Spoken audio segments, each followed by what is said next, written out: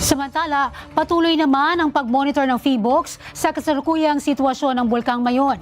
Mababatid na itinaas sa Alert Level 3 ang Mayon dahil sa nagpapatuloy na aktibidad ng bulkan. Kagaya na lang ng effusive eruption, mga rockfall events na dulot ng pagguho ng lava dome, pagbuga ng sulfur dioxide at lava flow na umaabot ng 50 meters mula sa summit nito.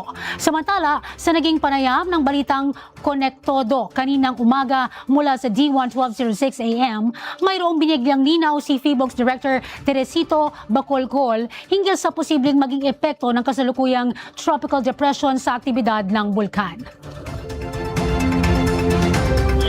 Pwede ito maka-apekto kasi meron na tayong loose deposits ng volcanic material sa dalisdis ng bulkan.